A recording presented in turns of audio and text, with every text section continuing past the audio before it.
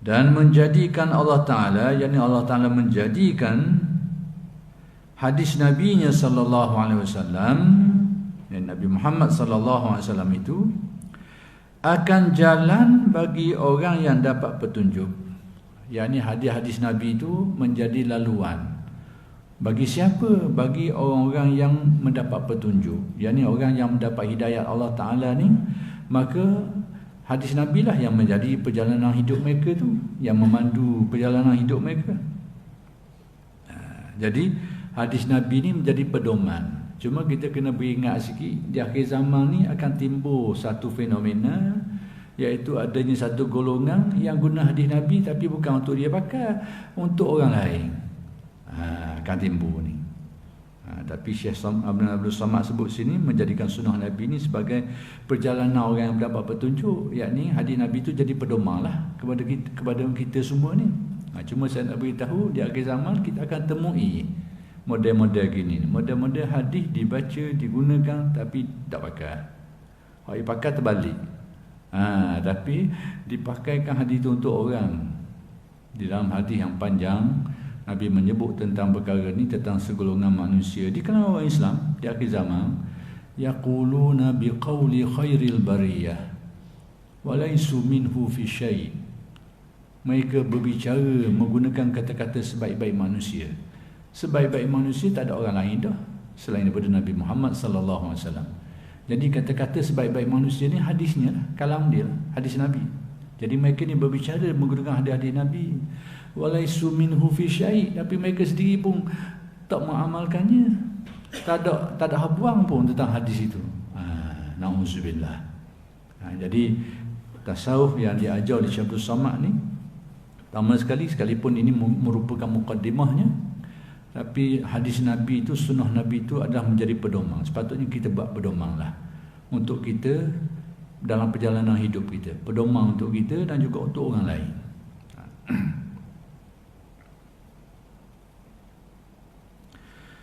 Wa fassarahuma bi ihya'i ulumuddin, dan ia mentafsirkan keduanya, yakni tafsiran kepada Al-Quran, tafsiran kepada hadis ni dengan kitab Ihya' Ulumuddin.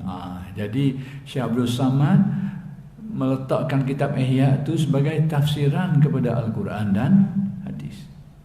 Al-Quran dan hadis ni luas macam lautan. Jadi kalau kita tak ada kemampuan berenang molek, memang lemah lah.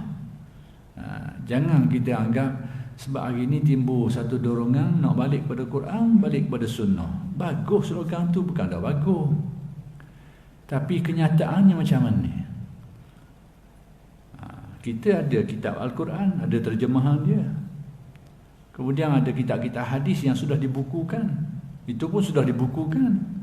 Kalau tengok zaman-zaman awal, tak ada macam kitab-kitab Bukhari Muslim ni. Itu zaman Qadian dah. Lalu macam mana kalau orang zaman tu nak guna Quran dan hadis? Nak pakai ke mana hadis? Hadis belum dibukukan. Duduk dalam ingatan dan hafalan penghafal hadis saja. Jadi hadis yang ada pada kita hari ni yang tersusun molek itu dalam kitab Bukhari, Muslim dan Sunan Sittah ni, Abu Daud dan ramai lagi lah, Tirmizi dan sebagainya tu. Periwayat-periwayat hadis dan penulis-penulis hadis ni. Jadi mereka ni tulis Qadian ni dah. Qadian ni maksudnya zaman, bukan zaman awal Islam lah. Mereka tulis hadis tu dalam keadaan berterabur, mereka kumpulkan, mereka susun sehingga keluar kitab hadis tu. Jadi nak khabar zaman awal Islam tak macam tu. Jadi kita nak khabar sini, Syekh Abdul Samad menyebut di sini, dia kata ini sebutan dia, pandangan dia. Dia kata Allah Ta'ala menjadikan tafsiran kepada Quran hadis itu adalah kitab Ihya. Maksudnya Ihya' Ulumuddin itu sebenarnya pada hakikatnya adalah sebahagian daripada tafsiran terhadap Al-Quran dan hadis. Ibarat kau macam kita kau alat batu berenang lah.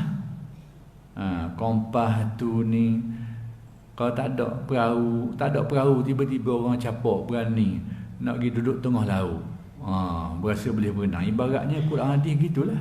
Ibarat kita duduk tengah laut, perahu tak ada, kompas tak ada, dayung tak ada, ni tak ada. Cuba berenang tengok mana boleh gimana aku.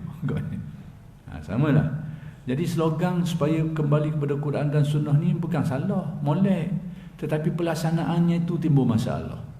Bila orang ramai yang tak ada asas ni, tu nak pakai kenyataan Al-Quran, kenyataan hadis, tanpa melihat kepada tafsiran-tafsiran yang dihuraikan oleh alim ulama. Maka banyaklah timbul. Lebih-lebih lagi pakai satu kaedah. Kaedah apa? Saya melayukan kaedah ni lah. Kaedah Arabnya ada, tapi kaedah orang Melayu pakai. Tuhan kata gitu, kena pakai gitu lah. Ni kaedah ni. Tengok selapis bagus. Selapis bagus. Tengok 2-3 lapis, mari menyakit banyak. Tuhan kata gitu, kena gitu lah. Jadi kalau pakai, terapkan kaedah ni pada semua ayat Al-Quran, semua hadis Nabi, rosok agama ni. Boleh bawa masalah besar pada agama ni. Kalau terap kaedah tu kepada keseluruhan ayat Al-Quran dan hadis. Jadi kena tengok bila Tuhan kata gitu tu, kena tengok ayat tu muhkamat ke mutasyabihat. Ayat tu ayat mujmal ke mufassal, mutlaq ke muqayyad, nasah ke mansukh. Ni kena tengok belaka. Jadi kalau kita semua benda kita anggap gitu, kata gitu, gitulah. Jadi timbul macam-macam. Macam-macam hal timbul. Sebab ayat Quran ni dia ada tafsiran huraian dia tu. Ada yang ayat umum dan satu ayat ada khusus dia tu pula. Ada mujmal yang ijmal, kemudian ada tafsiran dia pula. Mufassal dia tu, huraian dia. Kadang-kadang ada dalam hadis pula, macam-macam. Ini kerja bukan kerja mudah. Kerja ni kerja alim ulama. Kalau kita ada pakai. Ini kalau ikut kawan saya seorang tu, kawan saya mengaji di Saudi ni. Ini trend gini, trend pakai gini ni, itu trend pengajian di Riyadh dulu. Riyadh nama baru, nama lama Najib. Najib, tempat yang Nabi doa. Jangan kata saya nak marah ke Najib, tak suka ke Najib. Tak. Najid bukan Najib. Nama orang ni Najid. Najib ni tempat. Sekarang Riyadh lah. Riyadh, ibu negara Saudi Arabia. Memang trend pengajian kawasan tu gitu. Mengaji hadis ni, itu menurut kawan saya lah. Dia kata kalau baca gitu, gitulah. Kebetulan jumpa hadis lain pula, dalam perkara yang sama sebut lain pula. Berubah pula, pakai benda lain pula. Dia tak ada standard.